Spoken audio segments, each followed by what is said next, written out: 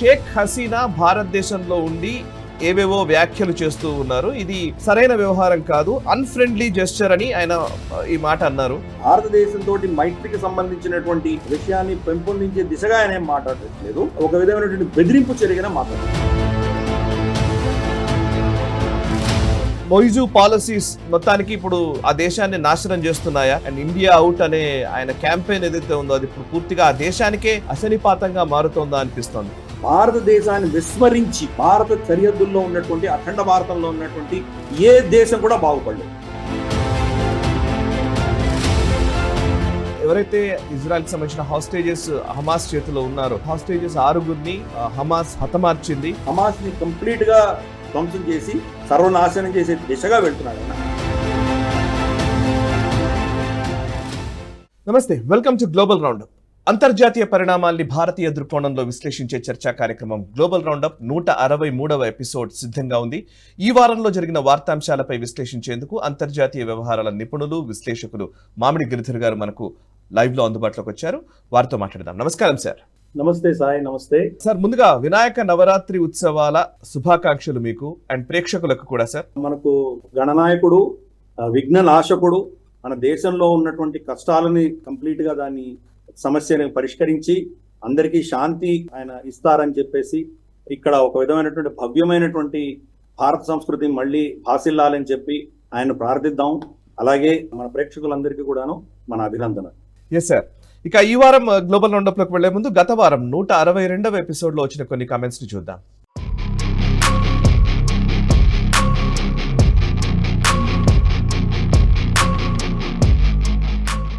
చూసారు కదా 162వ ఎపిసోడ్ లోని కమెంట్స్ ని. ఇప్పుడు మనం 163వ ఎపిసోడ్ లోకి ఎంటర్ అవుదాం. ముందుగా NH ప్రైమ్ ని సబ్స్క్రైబ్ చేసుకోవాల్సిందిగా మరొకసారి మిమ్మల్ని విజ్ఞప్తి చేస్తున్నాను నేను. ఎందుకంటే నేషనలిస్ట్ హబ్ చేస్తున్న ప్రయత్నము జాతీయవాద జర్నలిజాన్ని అందించే ఒక ప్రయత్నం మేము చేస్తూ ఉన్నాము. అయితే మీకు తెలిసిందే అంతర్జాతీయ శక్తులతో మనం ఎలా పోరాడాల్సి వస్తుందో, ఎందుకంటే జాతీయవాదులందరూ కూడా. సో ఇట్లాంటి క్రమంలో యూట్యూబ్ కానివ్వండి, ఈ మాధ్యమాలు కానివ్వండి, ఇవన్నీ కూడా జాతీయవాదుల్ని కట్టడి చేసే ఒక ప్రయత్నం తీవ్రంగా జరుగుతోంది. అది నేషనలిస్ట్ హబ్ కూడా ఖచ్చితంగా మాకు తెలుస్తోంది. మాకు అనలిటిక్స్లో వీటిల్లో చాలా మందికి నోటిఫికేషన్స్ వెళ్ళని పరిస్థితి, చాలా మందికి సజెస్టెడ్ వీడియోస్లో చూపించట్లేదు, బ్రౌజ్ ఫీచర్స్లో చూపించట్లేదు. చాలా వరకు దీన్ని తగ్గించే ఒక ప్రయత్నం చేస్తూ ఉన్నారు. పూర్తిగా దీన్ని తొలగించలేరు, ఎందుకంటే కమ్యూనిటీ గైడ్ లైన్స్ ఇంకోటి దాన్ని ప్రాపర్ జర్నలిజమే మేము చేస్తున్నాం కాబట్టి, అన్ని ఆధారాలతో కూడిన వివరాలు మేము అందిస్తూ ఉన్నాం కాబట్టి. కానీ దీన్ని రీచ్ని తగ్గించే ఒక కుట్ర సీరియస్గా జరుగుతోంది. సో దీని నుంచి బయటపడాలంటే ఒక ఆల్టర్నేట్ ప్లాట్ఫామ్ని బిల్డ్ చేసే ఒక ప్రయత్నం నేషనలిస్ట్ హబ్ చేస్తోంది. అదే NH ప్రైమ్ OTT.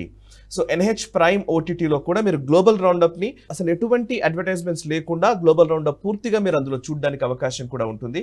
అండ్ యూట్యూబ్లో ఈ మాధ్యమాన్ని వినియోగించుకొని దీన్ని ఎక్కువ మందికి స్ప్రెడ్ చేసే ప్రయత్నం చేస్తూనే, ఇది సస్టైన్ చేస్తూనే, ఇంకోవైపు NH ప్రైమ్లో పెయిడ్ సబ్స్క్రిప్షన్స్ ద్వారా కూడా నేషనలిస్ట్ హబ్ని సపోర్ట్ చేయవలసిందిగా నేను విజ్ఞప్తి చేస్తూ ఉన్నాను. NH prime OTT channel link ఈ వీడియో డిస్క్రిప్షన్లో కూడా ఉంటుంది, దాంట్లోకి వెళ్ళి మీరు చూడవచ్చు.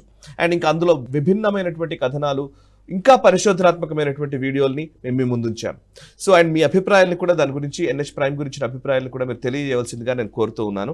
ఈ ఛానల్ని కూడా సబ్స్క్రైబ్ చేసుకోండి, 10 మందికి సబ్స్క్రైబ్ చేసుకోమని చెప్పండి. సో అండ్ కమెంట్స్ ద్వారా మీరు కమెంట్లు చేసే ప్రతి కమెంట్ అది ఖచ్చితంగా వాల్యూతో కూడి ఉన్నది. ఎందుకంటే మీరు గ్లోబల్ రౌండప్ చూస్తున్నప్పుడే చేస్తున్నటువంటి కమెంట్లని బట్టి అట్రాక్షన్ని బిల్డ్ చేయడానికి అవకాశం ఉంటుంది. సో దట్ యూట్యూబ్ అల్గారిథం ఎక్కువ మందికి ఈ వీడియోని చేరవేస్తుంది, లేదంటే అది చాలా తక్కువలోనే ఆగిపోయే పరిస్థితి ఉంటుంది. సో మీ ఆదరాభిమానాలతోటే నడుస్తున్న నేషనలిస్ట్ హబ్కి మీ సపోర్ట్ అత్యంత అవసరం. సో ఇక ఈ వారం గ్లోబల్ రౌండప్లోకి వెళదాం. గ్లోబల్ రౌండప్లో మొట్టమొదట మనకు కనబడుతున్నది Giridhar sir. Actually PM Modi, ప్రధాని నరేంద్ర మోదీ సింగపూర్ అండ్ బ్రూనైలో పర్యటించారు. అండ్ ఈ పర్యటన ఉద్దేశం ఏంటి, అసలు సింగపూర్ పర్యటన గురించి మీరేం చెప్తారు? ఈవెన్ లుకిస్ట్ పాలసీలో భాగంగా ఇది ఒక అద్భుతమైన అడుగు, ఇది ఒక కొత్త శకానికి దారి తీస్తుంది అని కూడా అందరూ అంటూ ఉన్నారు. మన దేశం కూడా 3rd లార్జెస్ట్ ఎకానమీ అవ్వడానికి ఆస్కారం ఉన్న టైంలో మనకు ఎక్కువ వరకు మనకు FDIలు, ఫారెన్ డైరెక్ట్ ఇన్వెస్ట్మెంట్ సింగపూర్ నుంచి చాలా వరకు ఉన్నాయి కాబట్టి, సో ఇది ఎంతవరకు మనకు ఉపయోగపడుతుంది? మోదీ పర్యటనను మీరు ఎట్లా చూస్తారు? ఫస్ట్ సింగపూర్ పర్యటన గురించి మనం విశ్లేషిద్దాం సార్, ప్లీజ్. సరే, ఆయన ఫస్ట్ బ్రూనై వెళ్ళి తర్వాత సింగపూర్ వచ్చారు. సింగపూర్ అడిగావు కాబట్టి సింగపూర్ వచ్చే మాట్లాడదాం. ఫస్ట్ సింగపూర్ కి సంబంధించి కొన్ని కీలకమైనటువంటి ఒప్పందాలు జరిగినాయి. ఈ రోజు ప్రపంచంలో రమారమి 10% మైక్రో చిప్స్ ఏవైతే ఉన్నాయో అవన్నీ కూడాను సింగపూర్ లో మ్యానుఫ్యాక్చర్ అవుతాయి. అలాగే సిగ్నిఫికెంట్ ఆల్మోస్ట్ ఒక 10-15% మనకు ప్రపంచవ్యాప్తంగా ఉన్నటువంటి ఈ చిప్ మ్యానుఫ్యాక్చరింగ్ మషీన్స్ కూడా సింగపూర్ లో తయారవుతాయి. కాబట్టి సింగపూర్ ని కూడా మనం కొంచెం వాళ్ళని రిక్వెస్ట్ చేసి భారతదేశంలో పెట్టుబడులు పెట్టి దానికి ప్రత్యామ్నాయంగా ఇక్కడ రమ్మని మనం చెప్తున్నాం. ఎందుకంటే గతంలో వాళ్ళంతా కూడా కంప్లీట్ గా చైనాలోనే మార్కెట్ ఉందని చెప్పి చైనాకి ఎక్కువ ఇన్వెస్ట్మెంట్స్ పంపించారు. అప్పుడు క్రమేపీ ఇప్పుడు భారతదేశానికి షిఫ్ట్ అవుతున్నాయి. చైనాని డీరిస్క్ చేసుకొని చైనా నుంచి అక్కడ ఉన్నటువంటి ఇండస్ట్రీస్ అన్ని వెళ్ళిపోవడము, అలాగే అమెరికా చైనా మీద విపరీతమైనటువంటి ఆంక్షలు విధించడం, వీటితోటి ఈ తైవాన్ కావచ్చు, లేదా మనకు బెల్జియం కావచ్చు, లేకపోతే మనకు సింగపూర్ కావచ్చు, ఇటువంటి మేజర్ మ్యానుఫ్యాక్చరింగ్ హబ్స్ అన్ని కూడాను కొంత ఇబ్బందిలో పడ్డాయి. కాబట్టి మనం వెళ్ళి భారతదేశంలో పెట్టుబడులు పెట్టండి, భారతదేశంలో మేము కొంటాము, అది మా ఇండస్ట్రీస్ లో మేము ఫ్యాక్టరీ చేసుకుంటామని చెప్పడం అన్నది ఒక సిగ్నిఫికెంట్ మూవ్ కింద మనం భావించాలి. అందుకని రాబోయే రోజుల్లో బహుశా అక్కడికి పెట్టుబడులు వస్తాయని మనం అనుకుందాం. పైపెచ్చి అక్కడ కొత్తగా ప్రధాని టేక్ ఓవర్ చేశారు, లారెన్స్ వాంగ్. సో ఆయనను కూడా కలిసినట్టు ఉంటుంది. అక్కడ కూడా మనకు ఒక పటిష్టమైనటువంటి సింగపూర్ కి భారతదేశానికి ఒక అవినాభావ సంబంధాలు ఉన్నాయి. ఇన్ఫాక్ట్ సింహపురం దాని పేరే సంస్కృతం పేరు. గతంలో మన ఆంధ్రదేశం నుంచి మన తెలుగు వాళ్లే వెళ్ళి అక్కడ దాన్ని స్థాపించారని చెప్పి చరిత్ర చెప్తోంది. ఇప్పుడు ఆఫ్ కోర్స్ అక్కడ తమిళియన్స్ ఎక్కువ ఉన్నారు. అక్కడ తమిళ్ వాళ్ళ అఫీషియల్ లాంగ్వేజ్ కూడా సింగపూర్ లో. అందుకని ఒక మినీ ఇండియా కింద మనం పరిగణించవచ్చు. భారతదేశం నుంచి, చైనా నుంచి, అలాగే మాలేస్, వీళ్ళు ముగ్గురు కూడా చాలా సిగ్నిఫికెంట్ పార్ట్ లో ఉంటారు అక్కడ. కాబట్టి మన సంస్కృతిని, మనకు సంబంధించినటువంటి ఇంట్రెస్ట్ ని కాపాడుకోవడానికి కోసం అక్కడ మనం వాళ్ళతోటి మైత్రి చాలా దీర్ఘంగా పెట్టుకోవాల్సిన ఆవశ్యకత ఉంది. అన్నిటికంటే కీలకం ఏంటంటే రేపటి రోజు చైనాను మనం కట్టడి చేయాలంటే కనుక మలక్కా స్ట్రైట్స్ ని కాపుగాస్తుంది సింగపూర్. కాబట్టి సింగపూర్ లో మనకు కనుక స్థావరాలు ఇవ్వడము, లేదా మనకి యాక్సెస్ ఇచ్చినా చాలు, అటువంటిదైనా జరిగితే కనుక చైనాని చాలా సునాయాసంగా మనం దాన్ని ఎదుర్కొనేటువంటి అవకాశాలు మనకు ఉన్నాయి. ఇప్పుడు కూడా మనకు ఆల్రెడీ శక్తి ఉన్నది, కానీ సింగపూర్ మనతో కలిసి వస్తే కనుక చాలా ఈజీగా చైనాని మనం కౌంటర్ చేయొచ్చు. అందుకని మోదీ గారి ఈ విజిట్ చైనాని కౌంటర్ చేస్తున్న దిశగానే మనకు కనిపిస్తోంది. పైపెచ్చి ఇందాక నువ్వు చెప్పినట్లు అక్కడ పెట్టుబడులు అక్కడి నుంచి చాలా వస్తున్నాయి. ఎందుకంటే సింగపూర్ రూట్ తీసుకొని మన ఒకటి మొరీషియస్ రూట్, ఒకటి సింగపూర్ రూట్, ఇంకోటి కేమన్ ఐలాండ్స్ లాంటివి, ఇటువంటి ట్యాక్స్ హేవెన్స్ నుంచి మనకు చాలా పెట్టుబడులు వస్తాయి. సింగపూర్ నుంచి వస్తున్న పెట్టుబడులను మనం ఇంకా ఎంకరేజ్ చేస్తున్నాం. ఎందుకంటే వాళ్ళ దగ్గర చాలా విపరీతంగా బ్యాంకింగ్ సెక్టర్, వాళ్ళు చాలా అడ్వాన్స్డ్ బ్యాంకింగ్ సెక్టర్ ఉన్నది వాళ్ళది. ఏషియాలో ఉన్నటువంటి అన్ని దేశాలు కంపేర్ చేసి చూస్తే హాంకాంగ్ తర్వాత సింగపూర్, ఈ రెండే చాలా పటిష్టమైనటువంటి బ్యాంకింగ్ నెట్వర్క్ వాళ్ళ దగ్గర ఉన్నది. హాంకాంగ్ ఈరోజు చైనా హస్తగతం అయిపోయి అక్కడ మొత్తం సర్వనాశనం అవుతున్నది. కాబట్టి ఇప్పుడు మిగిలిందల్లా సింగపూర్. కాబట్టి అది కూడా మనకు కలిసి వస్తుంది. కాబట్టి ఈ అంశాల దృష్ట్యా మోదీ గారి పర్యటన అనేది చాలా సిగ్నిఫికెంట్. రాబోయే రోజుల్లో భారతదేశంలో పెట్టుబడులు పెరగడమే కాదు, ఇక్కడ చిప్ మ్యానుఫ్యాక్చరింగ్ లాంటివి కూడా మనకి ఇన్వెస్ట్మెంట్స్ రాబోతున్నాయి. పైపెచ్చు ఇందాక నేను చెప్పినట్టు బ్యాక్ ఎండ్ లో మనం చైనాని కౌంటర్ చేసే దిశగా కూడా వాళ్ళతోటి కొంత మనం ఒప్పందాలు చేసుకుందాం. సో ఇవన్నీ కూడాను చాలా స్ట్రాటజిక్ మూవ్స్. మోదీ గారు వెళ్ళారంటే చిన్న రిజల్ట్ ఉండదు, పెద్ద రిజల్ట్స్ ఉంటాయి. కాబట్టి ఇవన్నీ రాబోయే రోజులు గొప్ప గుణం చూపించబోతుంది. అండ్ మరొకటి బ్రూనై విజిట్. నాకు మీరు చెప్పినట్టుగా బ్రూనైకి వెళ్ళి తర్వాత సింగపూర్కి వచ్చారు. బ్రూనై సుల్తాన్ ఎవరైతే హసన్ అల్ బోల్కియా, అతనితో సంభాషించడం జరిగింది, ద్వైపాక్షిక చర్చలు జరిగాయి. కీలకమైన విభాగాల్లో బ్రూనైతో మనం సంబంధాలు నెరపడానికి అగ్రిమెంట్స్ కి సంబంధించినటువంటి అడుగులు పడ్డట్టుగా కనబడుతోంది. అందులో ఒకటి joint working group two facilitate defence cooperation between the two countries. ఒకటి డిఫెన్స్ కోఆపరేషన్ కి సంబంధించి అండ్ స్పేస్ కోఆపరేషన్ గురించి కూడా చర్చ జరిగినట్టు తెలుస్తోంది. ట్రేడ్ టైస్ విషయంలో కావచ్చు, కమర్షియల్ లింకేజెస్ విషయంలో కావచ్చు, ఎల్ఎన్జి విషయంలో కావచ్చు. యాక్చువల్లీ బ్రూనైతో మనకు ఎటువంటి ట్రేడ్ నడుస్తోంది, బ్రూనైతో మనకుండే సంబంధాల్ని ముందుగా ఎట్లా అర్థం చేసుకోవాలి, అండ్ ఇప్పుడు ఈ మోదీ పర్యటన వల్ల కలిగే ప్రయోజనాలు ఏంటి చెప్తారా సార్? బ్రూనైకి వెళ్ళినటువంటి మొట్టమొదటి భారత ప్రధాని మోదీ గారు. ఎందుకంటే గతంలో ఎవరు కూడాను అంత చిన్న దేశం, దాన్ని ఏం పట్టించుకుంటామని చెప్పి వెళ్ళలేదు ఎవరు. రామారామి 5 లక్షలు మించని దేశం అది, వాళ్ళ జనాభా 5 లక్షలు మించదు, చాలా చిన్న దేశం, కానీ చాలా సంపన్నమైన దేశం. ఎందుకంటే వాళ్ళ దగ్గర ఆయిల్, తర్వాత గ్యాస్, ఖనిజాలు విపరీతంగా ఉన్నాయి. అందుకనే ఆయన వాళ్ళ సుల్తాన్ ఎవరైతే ఉన్నారో అతను లిటరల్ గా చెప్పాలంటే కనుక ప్రపంచంలో అందరికంటే చాలా ధనం ఉన్నటువంటి ధనికుడైనటువంటి పాలకుడు. సరే మనకు ఇతరత్ర బిజినెస్ మెన్ ఎవరైనా ఉండొచ్చు, కానీ మనకు అదాని, అంబానీలు వీళ్ళు ఆస్తి రూపేణ వాళ్ళకి ఎక్కువ ఉండొచ్చు, కానీ యాజ్ ఎ రూలర్, రాజుగా అతని కంటే ఆస్తి ఉన్నటువంటి రాజు ఎవరు లేరు. 1700 రూమ్స్ ఉన్నటువంటి ఆయన ప్యాలెస్ ఉన్నది. అలాగే ఆయనకు రమారమి కొన్ని వేల సంఖ్యల్లో ఆయన దగ్గర కార్లు ఉన్నాయి. సో అటువంటి బంగారంతో నిండినటువంటి చాలా ధనికుడైనటువంటి రాజు ఆయన. అతని దగ్గర చాలా పైసలు ఉన్నాయి ఇన్వెస్ట్మెంట్ చేయడానికి. పైపెచ్చి ఇందాక నేను చెప్పినట్టు గ్యాస్, అలాగే మనకు పెట్రోలియం ప్రొడక్ట్స్ ఉన్నాయి. భారతదేశం కొనేది, కానీ మనం అంత పెద్దగా ఎక్కువ ఫోకస్ పెట్టేవాళ్ళం కాదు. ఎందుకంటే మనకు ప్రత్యామ్నాయాలు ఉన్నాయి కాబట్టి. మనకు ఇరాక్ కావచ్చు, గతంలో ఇరాన్ కావచ్చు, లేదా సౌదీ కావచ్చు, ఇటువంటి దేశాల నుంచి ఎక్కువ మోతాదులు మనకు వస్తుండేది కాబట్టి బ్రూనైని ఎక్కువ మనం పట్టించుకోలేదు, కొనేవాళ్ళం చాలా తక్కువ కొనేవాళ్ళం. కానీ ఇప్పుడు స్ట్రాటజిక్గా ఏంటంటే ఖతార్ మనల్ని గతంలో బ్లాక్మెయిల్ చేసిన విధానాలు పరిస్థితులు మనం చూసాం. ఫర్ ఇన్స్టెన్స్ నూపూర్ శర్మ ఇచ్చిన స్టేట్మెంట్ కి ఖతార్ చాలా ఘాటుగా స్పందించడం, ఇటువంటి కొన్ని జరిగినాయి. కాబట్టి ఖతార్ ఈ రోజు ప్రపంచంలో largest supplier of LNG gas. దానికి ప్రత్యామ్నాయంగా బ్రూనై నుంచి మనం తెచ్చుకునేటువంటి ప్రయత్నం మోదీ గారు చేస్తుంది. సో ఇప్పుడు మనకు బ్రూనై నుంచి కనుక ప్రత్యామ్నాయం వచ్చిందంటే ఖతార్ ని మనం క్రమేపీ మెల్లిమెల్లిగా ఖతార్ నుంచి సప్లై తగ్గించామంటే ఖతార్ తోక ముడుచుకొని కూర్చుంటుంది, మనల్ని ఏమి చేయలేనటువంటి పరిస్థితి. కాబట్టి ఖతార్ మీద మనకు ఒక లీవేజ్ కావాలంటే కనుక మనం బ్రూనైని కొంత మైత్రి పెట్టుకోవాల్సి వస్తుంది. రెండవది చాలా కీలకమైనది ఏంటంటే డిఫెన్స్ కోఆపరేషన్ అని చెప్పడం జరిగింది. డిఫెన్స్, వాళ్ళకేం డిఫెన్స్, ఇంత చిన్న దేశం, అక్కడ కూడా చైనా దుందుడుకు చర్యలతోటి 9 లైన్ అని చెప్పేసి బ్రూనై సముద్రంలో ఉన్నటువంటి ట్రిలియన్స్ ఆఫ్ డాలర్స్ విలువైనటువంటి ఈ ఏవైతే మనకు పెట్రోలియం ప్రొడక్ట్స్ ఉన్నాయో దానిని కబ్జా చేసుకునే ప్రయత్నం చైనా చేస్తుంది. కాబట్టి వాళ్ళు చైనాని చాలా చిన్న దేశం, చైనాని ఎదుర్కొనేటువంటి పరిస్థితి కాకపోవచ్చు, కానీ కనీసం వాళ్ళ సరిహద్దులని, వాళ్ళ షిప్పులని, వాళ్ళ ఆఫ్ షోర్ ఏవైతే ఉన్నాయో, రిగ్స్ ఉన్నాయో, వాటిని రక్షించుకోవడానికి కావాల్సినటువంటి కొన్ని అస్త్రాలు ఇవన్నీ కావాలి వాళ్ళకి స్ట్రాటజిక్ గా. అలాగే మనకు రెడార్స్ కావచ్చు, ఇటువంటి కొన్ని ఎక్విప్మెంట్ వాళ్ళకి అవసరం ఉన్నది. భారతదేశం నుంచి వాళ్ళ సహాయం కోరారు వాళ్ళు, దానికి మనం సరే అన్నాం. ఇప్పుడు పక్కనే ఉన్నటువంటి ఫిలిప్పైన్స్ కి మనం ఆల్రెడీ బ్రహ్మోస్ సప్లై చేసాం. రేపటి రోజు మనం బ్రూనై కూడా బ్రహ్మోస్ లాంటివి సప్లై చేసామంటే క్రమేపీ చైనాని మన చుట్టూ వలయం మనం కూడా పన్నుతున్నాం. అమెరికా ఏం చేస్తుందో ఏదో పక్కన పెడితే కూడా భారతదేశం కూడా క్రమేపీ ఇవన్నీ కూడా చేసుకుంటూ వెళ్తున్నాం. వియట్నాం మన దగ్గర అస్త్రాలు కొంటున్నారు. వియట్నాంకి మనం ఆల్రెడీ ఒక డిస్ట్రాయర్ మనం వాళ్ళకి ఇచ్చాము, ఫ్రీగా ఇచ్చాము. ఐఎన్ఎస్ కిర్పాన్ అనుకుంటాను, అది గత సంవత్సరం క్రితం ఇచ్చాము మనం ఆల్రెడీ. కాబట్టి ఇటువంటివి మనం ఈ ఆసియాన్ దేశాలలో మన స్ట్రాటజిక్ పట్టు పెంచుకునే దిశగా బ్రూనై మనకు చాలా కీలకం. కాబట్టి చైనాను కౌంటర్ చేయాలంటే బ్రూనైని కూడా మన పక్షంలో, మన కూటమిలో చేర్చుకోవాల్సిన ఆవశ్యకత మనకున్నది. మూడవ అంశం బ్రూనైలో జరిగింది ఏంటంటే స్పేస్ రంగానికి సంబంధించి అక్కడ కొన్ని ఒప్పందాలు చేసుకున్నారు. ఇది చాలా బాహటంగా మనం చెప్తున్నాం. గతంలోనే మనకు అక్కడ ఒక ట్రాకింగ్ సెంటర్ ఉండేది, మనకు టెలిమెట్రీ ట్రాకింగ్ సెంటర్స్ అంటారు. ఇప్పుడు మనకు ఏదైనా కనుక మనం శాటిలైట్ లాంచ్ చేయడానికి మన స్పేస్ క్రాఫ్ట్ కనుక లాంచ్ చేశామంటే అది భూకక్ష నుంచి దాటి దీనిలోకి వెళ్ళేంత వరకు కూడా, స్పేస్ లో వెళ్ళేంత వరకు కూడా దాన్ని ట్రాకింగ్ చేస్తారు. ట్రాకింగ్ చేసే స్టేషన్స్ చాలా ఉంటాయి, ఎందుకంటే భూమి తిరుగుతూ ఉంటుంది కాబట్టి శ్రీహరికోట నుంచి ట్రాక్ చేయడం కష్టం అవుతుంది. శ్రీహరికోట నుంచి దూరం వెళ్ళిపోయిందంటే ఇక్కడి నుంచి మనం రెడార్స్ తోటి చెక్ చేయలేము. ఇతరత్ర మనకు ఆసియాన్ దేశాలలో ఉన్నటువంటి ఎక్కడ స్టేషన్స్ పెట్టుకుంటే దాన్ని ట్రాక్ చేయొచ్చు. అలాగే ఇంకా మనకు బహుశా లాటిన్ అమెరికాలో కూడా కొన్ని కావాల్సి వస్తాయి. కాబట్టి ఇటువంటి పరిస్థితులలో ఈ అవసరాల దృష్ట్యా బ్రూనై మనకు గతంలోనే ఈ యొక్క శాటిలైట్ ట్రాకింగ్ ఫెసిలిటీస్ మనకి ఇచ్చారు. మనం ఆల్రెడీ అక్కడ ఉన్నాయి, ట్రాక్ చేస్తున్నాం. ఇప్పుడు దాన్ని ఇంకా ముందుకు తీసుకువెళ్లే ప్రయత్నం ఈ ఒప్పందాల వల్ల జరుగుతున్నాయి.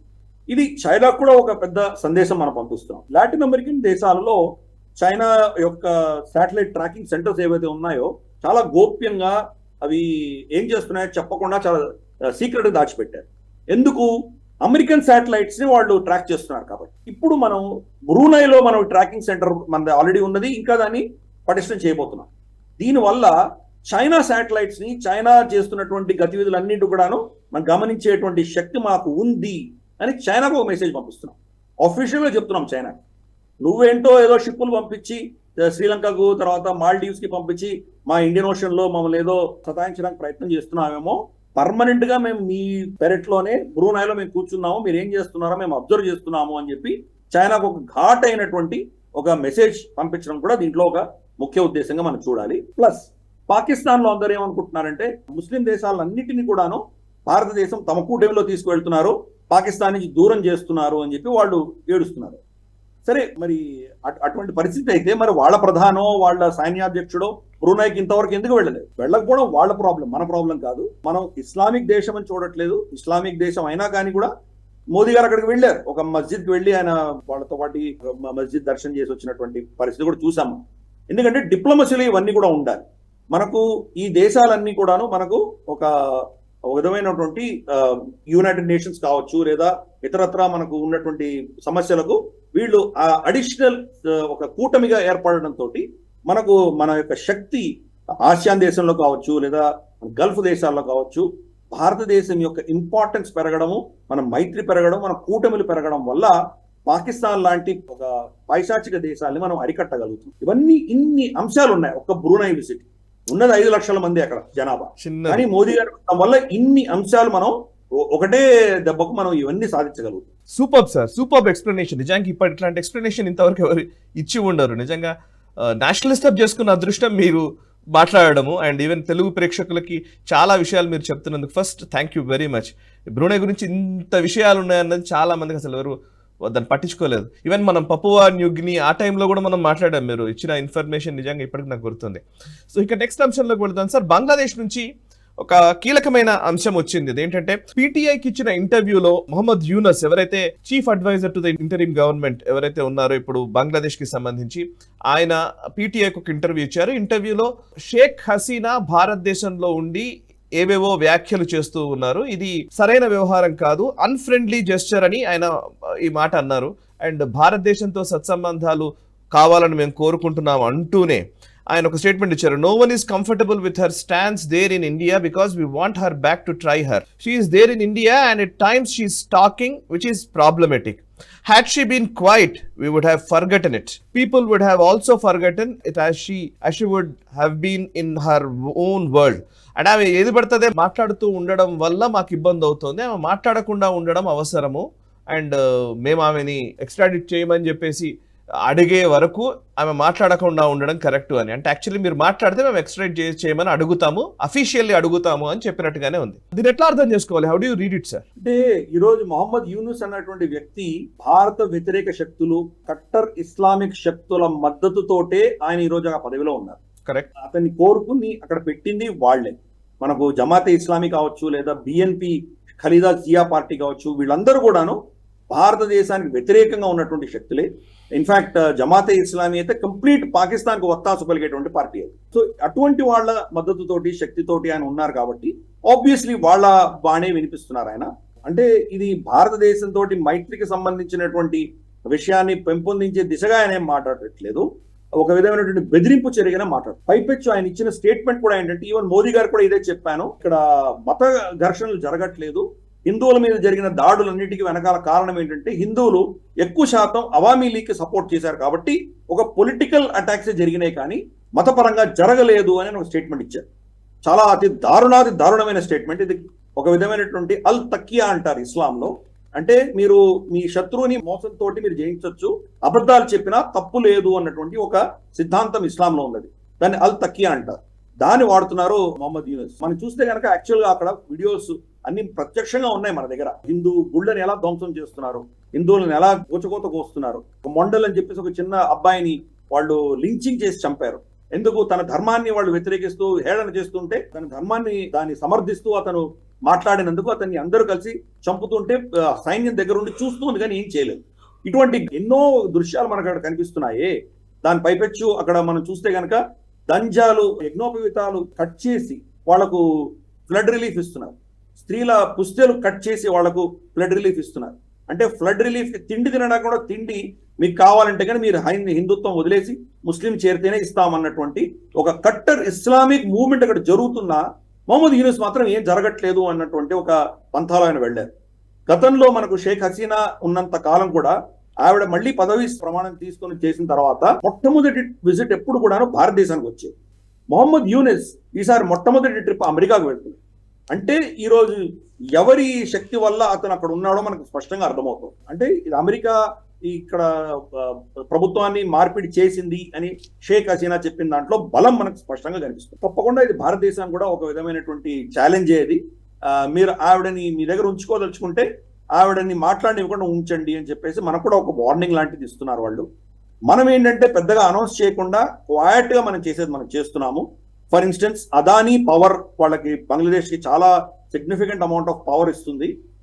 వాళ్ళు రమారమి $500-600 మిలియన్ ఇప్పటికి కూడా ఇంకా బకాయిలు చెల్లించలేదు కాబట్టి వాళ్ళకి మనం పవర్ సప్లై కట్ చేశాము.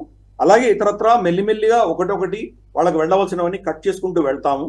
ఈ రోజు వాళ్ళ బిజినెస్ కూడా భారతదేశానికి షిఫ్ట్ అవుతోంది. చాలా కంపెనీలు ఇప్పుడు క్రిస్మస్ దగ్గర పడుతోంది కాబట్టి క్రిస్మస్ దగ్గరకు వచ్చే కొద్దీ పెద్ద పెద్ద అమెరికన్ బ్రాండ్స్, యూరోపియన్ బ్రాండ్స్ అన్ని కూడాను గతంలో బంగ్లాదేశ్కి పెద్ద పెద్ద ఆర్డర్స్ ఇచ్చేవాళ్ళు. ఆ ఆర్డర్స్ అన్ని కూడా ఇప్పుడు భారతదేశానికి షిఫ్ట్ అవుతున్నాయి. మనం క్రమేపీ బంగ్లాదేశ్ ఎలాగైతే మాల్డీవ్స్ వాళ్ళు భారత వ్యతిరేకమైనటువంటి భావజాలంతో మూవస్ వచ్చిన తర్వాత సంవత్సరం తిరగకుండానే అతనికి చెంపదెబ్బలు పడి అతను ఈరోజు కాళ్ల బేరానికి వచ్చి భారతదేశం కావాలి అని కోరుకుంటున్నాడో అదే పరిస్థితిలో బంగ్లాదేశ్ కూడా రాబోతున్నది. కానీ ప్రస్తుతానికి మాత్రం మొహమ్మద్ యూనిస్ ఇటువంటి విధమైనటువంటి మనకు వ్యతిరేకమైన స్టేట్మెంట్లు ఇవ్వడము బహుశా మరి అమెరికాని వాళ్ళ మెప్పు పొందడానికి కోసం చేస్తున్నాడా, లేకపోతే అతన్ని సమర్థిస్తున్నటువంటి ఇస్లామిక్ వాళ్ళని సమర్థన చేస్తున్నాడా, ఇద్దరిని ఒక విధమైనటువంటి సమర్థిస్తూ వాళ్ళ అజెండాను ముందుకు తీసుకెళ్తున్నాడా అని మనకు కనిపిస్తోంది అది. కాబట్టి చూద్దాం రాబోయే రోజుల్లో మరి దీన్ని ఎంతవరకు తీసుకువెళ్తారో, బంగ్లాదేశ్ ఎంత అధపాతాళంలోకి వెళ్తుందో, దానివల్ల మనకెంతటి తలనొప్పి వస్తుందో మనం వేచి చూడాలి. అన్ఫార్చునేట్లీ మనకు ఇది గతంలో కూడా జరిగాయి, ఖలీదా జియా ఉన్నప్పుడు గతంలో కూడా జరిగాయి, మనకు కొత్త విషయం ఏం కాదు. కాకపోతే ఇప్పుడు మనం పురోగతి చెందుతున్నప్పుడు మనకు టూ ఫ్రంట్స్ లో మనకు ఆల్రెడీ మనం చాలా బిజీగా ఉన్నప్పుడు ఇంకో మూడో ఫ్రంట్ మీద మనం ఫోకస్ చేయవలసినటువంటి పరిస్థితులు వస్తున్నాయి. మనకు ఆల్రెడీ వాళ్ళు ఆర్డిఎక్స్ తర్వాత చాలా షెల్స్ పాకిస్తాన్ నుంచి కొంటున్నారు. పాకిస్తానే దివాళా తీసిన దేశము, పాకిస్తానే అడుక్కు తింటున్నటువంటి పరిస్థితి, కానీ వాళ్ళ దగ్గర వెళ్ళుకుంటున్నారు. వీళ్ళకి ఆర్డిఎక్స్ తోటి ఏం పని? వీళ్ళకి వాళ్ళ పిల్లల్ని వాళ్ళ ప్రజల్ని అయితే చంపరు కదా ఆర్డిఎక్స్ తోటి. కాబట్టి అది బహుశా మళ్ళీ భారతదేశంలోకి ఇన్ఫిల్టర్ అయ్యి మన దేశంలో విద్రోహ శక్తులు దాన్ని వాడుకునేటువంటి ప్రమాదం ఉన్నది. కాబట్టి మహమ్మద్ యూనిస్ తప్పకుండా ఒక విధమైనటువంటి భారత వ్యతిరేకమైన స్టేట్మెంట్ ఇచ్చారు. చూద్దాం మరి దాన్ని భారత ప్రభుత్వం ఎలా కౌంటర్ చేస్తుందో వెయిట్ చేద్దాం. రైట్, ఇందాక మీరు చెప్తున్నారు మాల్దీవ్స్ గురించి మీరు ఇందాక ప్రస్తావించారు. యాక్చువల్లీ మాల్దీవ్స్ లో కూడా ఇప్పుడు రీసెంట్ గా చూస్తే కనుక ఫైనాన్షియల్ క్రైసిస్ విపరీతంగా పెరుగుతోంది, ఆర్థిక సంక్షోభంలో కూరుకుపోతున్నట్టుగా కనబడుతోంది మాల్దీవ్స్. ఇప్పటికే టూరిస్టులు సంఖ్య చాలా వరకు తగ్గడము అండ్ రీసెంట్ గా ఇన్వెస్టర్స్, ఇప్పుడు నాకు యాక్చువల్లీ దీని గురించి మీరు ఎక్స్ప్లెయిన్ చేయండి సార్. యాక్చువల్లీ ఇస్లామిక్ బాండ్స్ ఏదైతే సుకుక్ అని అంటారో, అసలు సుకుక్ అంటే ఏంటో కూడా చెప్పాలి actually. And at same time Islamic bonds ని ఆఫ్లోడ్ చేసుకోవడం వల్ల ఈ రోజు మాల్దీవ్స్ చాలా వరకు ఇబ్బంది పడుతోంది అనేది మనకు వార్తా కథనాల్లో వస్తున్న అంశం. సో మొయిజు పాలసీస్ మొత్తానికి ఇప్పుడు ఆ దేశాన్ని నాశనం చేస్తున్నాయా? అండ్ ఇండియా అవుట్ అనే ఆయన క్యాంపెయిన్ ఏదైతే ఉందో అది ఇప్పుడు పూర్తిగా ఆ దేశానికే అశనిపాతంగా మారుతోందా అనిపిస్తోంది. ఒకసారి ప్లీజ్ ఎక్స్ప్లెయిన్ సార్. తప్పకుండా అదే జరుగుతోంది. అక్కడ భారతదేశాన్ని బేఖాతరు చేసి చైనా వచ్చి మాకేదో కిరీటం పెడుతుంది అనుకుని మూవర్స్ చేసినటువంటి మూవ్స్ అన్ని కూడాను బెడిసి కొట్టినాయి. చైనా వాళ్ళకేమి సమర్థనకు రాలేదు, ఏదో తూతూ మంత్రంగా కొన్ని చేశారు వాళ్ళు. ఫర్ ఇన్స్టెన్స్ టిబెట్ లో ఉన్నటువంటి కొన్ని గ్లేషియర్స్ నుంచి జలాలు తీసుకొచ్చి మన మాల్డీవ్స్ కి ఇచ్చి ఏదో మేము చాలా గొప్పగా చేసాం, రేపటి రోజు మీకు అటువంటి ఏమైనా ఇబ్బందులు వస్తే మేము ఉన్నాము అని చెప్పి ఒక మెసేజ్ ఇచ్చే ప్రయత్నం చేశారు. కానీ రేపటి రోజు నిజంగా అక్కడ కనుక అటువంటి మేజర్ ప్రాబ్లం ఏదైనా వచ్చి వాళ్ళ వాటర్ ప్లాంట్ కనుక చెడిపోయి ఏమైనా అయిందంటే కనుక వాళ్ళ ప్రజలకు తాగడానికి మంచినీళ్ళు ఉండవు. మంచినీళ్ళు కావాలంటే భారతదేశం నుంచే వెళ్ళాలి. అది క్రమేపీ ఈ రోజు ఆయనకు దెబ్బ తగిలి ఆయన తెలుసుకుంటున్నాడు. ఇంతలోపల ఏమైందంటే భారతదేశం నుంచి వెళ్ళవలసినటువంటి టూరిస్టుల సంఖ్య రమారమి ఒక 15-20% పడిపోవడంతో మిగతా దేశాల నుంచి వచ్చే టూరిస్టులు పెద్దగా పెరగలేదు. ఇన్ఫాక్ట్ మోజో బెయిజింగ్ కి వెళ్ళి భారతదేశం నుంచి వచ్చే టూరిస్టుల సంఖ్య ఎంత తగ్గిందో అంతకంటే ఎక్కువ సంఖ్యలో టూరిస్టులు మీరు పంపించండి అని చెప్పి షీ జిన్పింగ్ అడిగారు. కానీ చైనాలో పరిస్థితి ఏంటంటే అందరూ కూడాను పైసల్ని దాచుకుంటున్నారు, ఎవరు ఖర్చు పెట్టట్లేదు. వాళ్ళ ఎకానమీనే కంప్లీట్ గా నాశనం అయ్యేటువంటి పరిస్థితిలో ఉంది కాబట్టి వాళ్ళు ఎవరు కూడా వెళ్ళట్లేదు. కాబట్టి చైనా నుంచి వీళ్ళకి ఎక్స్పెక్ట్ చేసినంత మంది టూరిస్టులు మాల్దీవ్స్ కి రావట్లేదు. కాబట్టి టూరిజం ఇండస్ట్రీ చాలా ఇబ్బందుల్లో ఉంది. టూరిజం ఎప్పుడైతే దెబ్బతిందో, ఆ దేశంలో ఉన్నదే టూరిజం 80% టూరిజమే ఉంది, ఒక 10-15% మిగతా ఇతరత్ర ఇండస్ట్రీస్ ఉన్నాయి. ఫర్ ఇన్స్టెన్స్ ఫిషింగ్ లాంటివి ఏవో కొన్ని ఉన్నాయి. సో ఇప్పుడు మనకు 75-80% టూరిస్ట్ ఇండస్ట్రీ దెబ్బతినేసరికి చాలా మంది టూరిజం ఇండస్ట్రీ మీద ఆధారపడినటువంటి రీటైల్ కంపెనీస్ ఏవైతే ఉన్నాయో, వీళ్ళకు టూరిస్టులకు వచ్చినప్పుడు వాళ్ళకు అమ్మేటువంటి ఆహార పదార్థాలు కావచ్చు, లేదా ఏదైనా సోవినీర్స్ కావచ్చు, బట్టలు కావచ్చు, ఇటువంటి అమ్మేటువంటి చాలా మంది అక్కడి నుంచి క్లోజ్ చేసుకొని వెళ్ళిపోతున్నారు. సో దీంతో ఏమైపోయిందంటే వాళ్ళ బాండ్స్, సుకూక్ బాండ్స్ అని ఇందాక అన్నావు కాబట్టి అది ఇస్లామిక్ బాండ్ గతంలో ఇష్యూ చేశారు. ఇస్లామిక్ బాండ్ అంటే దాని ఇంట్రెస్ట్ ఉండదు, ప్రాఫిట్ అంటారు. ఇంట్రెస్ట్ కి ప్రాఫిట్ కి పెద్ద తేడా ఉండదు, కానీ దాన్ని ప్రాఫిట్ అని పిలుస్తారు అంతే. ఫర్ ఇన్స్టెన్స్ ఇప్పుడు ₹1,00,000 లోన్ తీసుకుంటే దాన్ని 1,20,000 మీరు కట్టాలి, 10,000 ప్రతి నెల సంవత్సరానికి. సో దాన్ని ఏమంటారంటే 20,000 లాభం అంటారు. ఇస్లాం ప్రకారం ఇంట్రెస్ట్ తీసుకోవడం నేరం, అంతేనా? ఇంట్రెస్ట్ తీసుకోవడం నేరం, కానీ దాన్ని తీసుకునేది ఎవరు చెప్పకుండా దీనికి వేరే చెప్తారు, అంతేనా? చెప్తారు అంతే. ఎందుకంటే ఏ బ్యాంక్ అయినా ఇంట్రెస్ట్ లేకుండా, దానికి లాభం లేకుండా బతకదు, ఉండదు. ఫ్రీ ఇచ్చేటువంటి పరిస్థితి ఎప్పుడు లేదు కాబట్టి దాన్ని వేరే పేరుతో చేశారు వాళ్ళు. సో అదే దానికి లాభం ఇస్తామని చెప్పారు. దానికి మీకు దీనికి ఇప్పుడు మీరు 100 రూపాయలు ఇన్వెస్ట్ చేశారంటే బహుశా మీకు ఏదో 10 ఏళ్ల తర్వాత మీకు 120 రూపాయలు 130 రూపాయలు ఇస్తాం ఏదో చెప్తారు. సో ఆ వాల్యుయేషన్ ఏదైతే ఉందో అది పడిపోయింది. అంటే ఇప్పుడు ఒక డాలర్కి మామూలుగా మీరు ఏమి ఎక్స్పెక్ట్ చేశారు, $30 $40 మీకు ఇన్వెస్ట్మెంట్స్ తిరిగి వస్తుంది అని మీరు అనుకున్న దాంట్లో పెట్టుబడి పెడితే ఈ రోజు దాని విలువ 0.70 పడిపోయింది. అంటే దాని ఒరిజినల్ ఇష్యూ స్క్రిప్ట్ వాల్యూ కంటే కింద పడుతుంది. దాంతో ఇంకా పడిపోక ముందరే మనం ఎంత నష్టాన్ని మనం తగ్గించుకోవాలో అని చెప్పేసి వీళ్ళందరూ దాన్ని విత్డ్రా చేయడం మొదలెట్టారు. దాంతో చాలా క్లిష్టమైన పరిస్థితుల్లో వాళ్ళు వెళ్ళారు. మాల్డీవ్స్ సెంట్రల్ బ్యాంక్ ఏం చేసిందంటే ఏదైతే మనకు ఫారెన్ ఎక్స్చేంజ్ సంబంధించి మాల్డీవ్స్ నుంచి బయటికి వెళ్తున్నాయో దాని మీద నిబంధనలు విధించారు.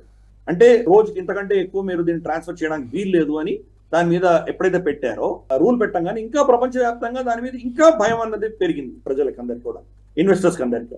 దాన్ని మొయిజు పార్టీ ఏం చెప్పిందంటే ఈ దేశంలో మా ప్రభుత్వాన్ని పడగొట్టి ఒక ఎకనామిక్ ఎమర్జెన్సీ తీసుకొచ్చేటువంటి కుట్ర జరిగింది మా వ్యతిరేకంగా అని వాళ్ళు స్టేట్మెంట్ ఇష్యూ చేశారు. ఇదంతా ఏంటంటే వాళ్ళ పిచ్చితనం, చైనాతోటి మైత్రి పెట్టుకోవడం, భారతదేశాన్ని దూరం చేసుకోవడం వల్ల వాళ్ళకి ఇటువంటి దౌర్భాగ్యమైనటువంటి పరిస్థితి వచ్చింది. జయశంకర్ గారు వెళ్ళారు అక్కడికి, 2 రోజులు 3 రోజులు ఉండి వాళ్ళకి చెప్పడంతో క్రమేపీ మళ్ళీ భారతదేశాన్ని వైపు మళ్ళీ చూస్తున్నారు వాళ్ళు.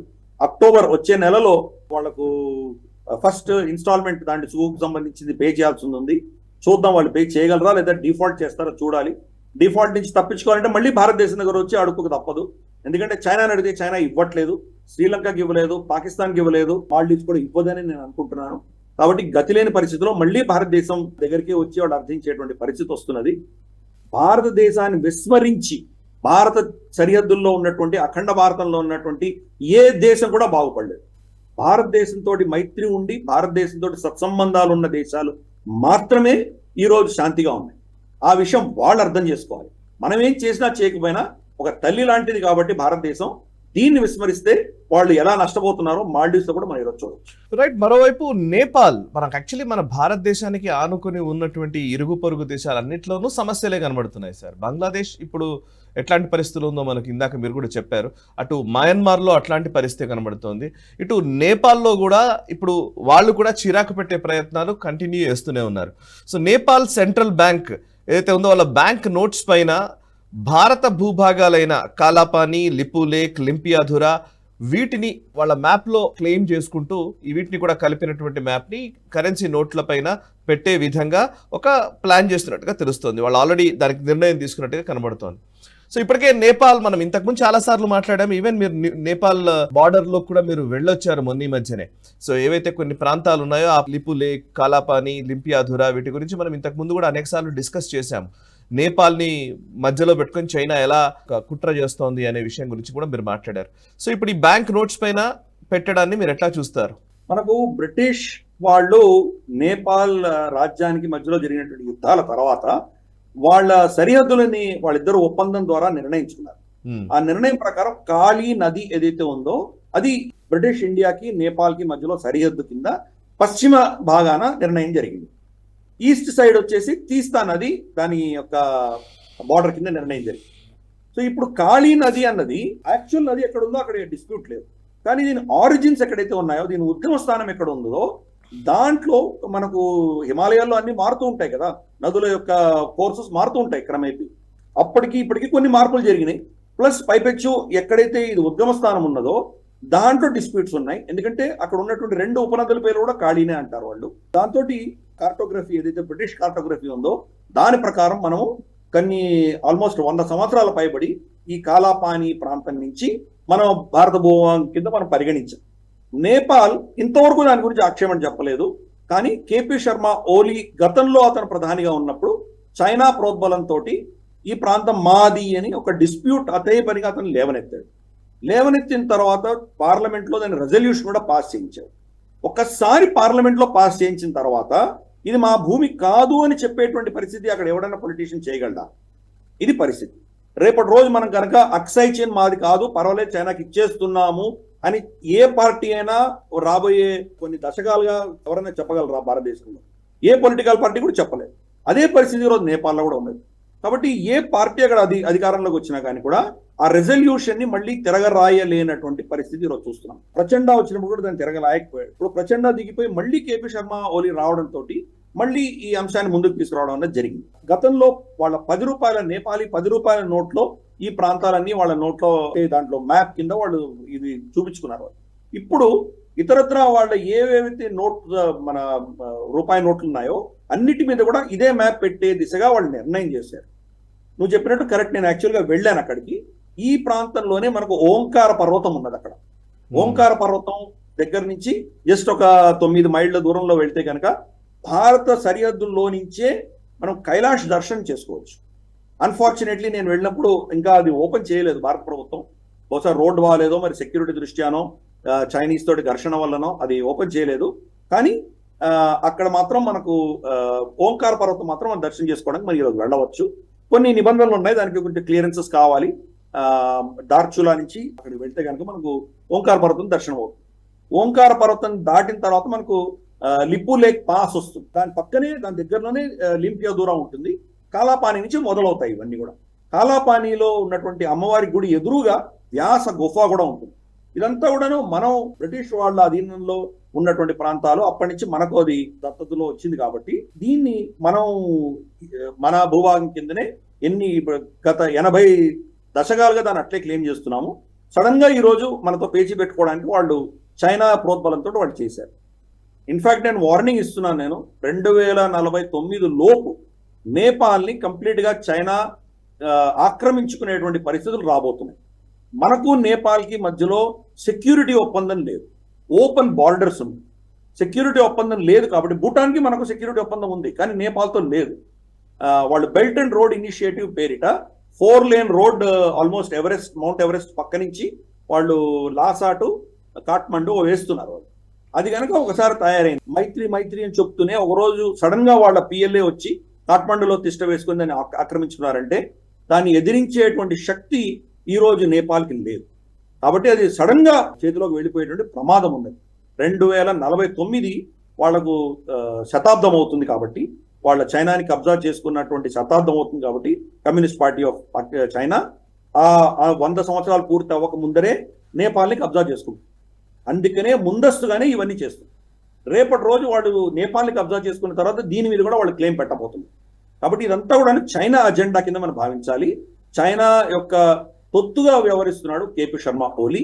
ఇప్పటికైతే మనల్ని ఏమి చేయలేడు, మన భూభాగాన్ని వాళ్ళు తీసుకోలేరు. కానీ ఒక సైకలాజికల్ వార్ఫేర్ మాత్రం వాళ్ళు మొదలు పెట్టారు. చూద్దాం మరి దాన్ని రాబోయే రోజుల్లో ఇది ఏ స్థాయికి వెళ్తుందో, మరి చైనా దాన్ని ఎలా రియాక్ట్ అవుతుందో, చైనా ఏం చేయబోతుందో రాబోయే రోజుల్లో చూడాలి. రైట్ సార్, చైనాకు సంబంధించి చైనా ఆఫ్రికా సమ్మిట్ జరిగింది. ఇది కీలకమైన పరిణామంగానే మనం చూడాల్సి ఉంటుంది. China Africa forum on China Africa cooperation పేరిట జరిగినటువంటి సదస్సులో షీ జిన్పింగ్ మాట్లాడిన మాటలు. చైనా ఆఫ్రికన్ కంట్రీస్ లో 360 బిలియన్ యువాన్ అంటే ఆల్మోస్ట్ $51 బిలియన్ US డాలర్స్ మేము ఖర్చు చేయబోతున్నాము.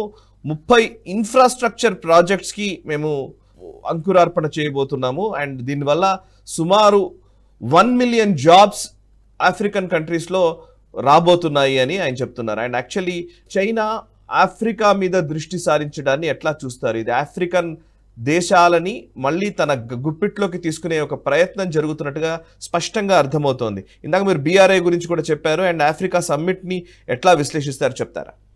తప్పకుండా ఆఫ్రికా అన్నది ఈరోజు చైనా హస్తంలోనే ఉన్నది. అది చైనా హస్తగతం చేస్తుంది. గతంలోనే రమారమి $600 బిలియన్ వాళ్ళు ఆఫ్రికాలో ఇన్వెస్ట్ చేశారు.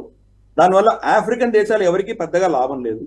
దాన్ని ఒక రిసోర్స్ అంటే మనకు ఖనిజాల ఒక ఆరిజిన్ గా సోర్స్ గా మాత్రమే చైనా పరిగణించి అక్కడి నుంచి వాళ్ళ ఖనిజాలని కొల్లగొట్టింది తప్పితే నిజంగా వాళ్ళకి దానివల్ల వచ్చింది ఒరిగేది ఏమీ లేదు. లిటరల్గా చెప్పాలంటే అక్కడ ఉన్నటువంటి దేశాలన్నీ కూడాను చైనా అప్పులో ఊబిలో కూడుకొని ఉన్నాయి.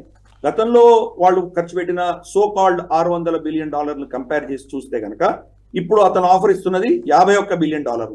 వచ్చినది 51 దేశాలు వచ్చాయి. మొత్తం ఆఫ్రికాలో 54 దేశాలు ఉంటే 51 దేశాలు వచ్చాయి. 51 దేశాలకు గాను $51 బిలియన్ ఆఫర్ ఇచ్చారు. అది ఏంటి 3 సంవత్సరాల్లో అంటున్నారు. అంటే దేశానికి ఒక $1 బిలియన్.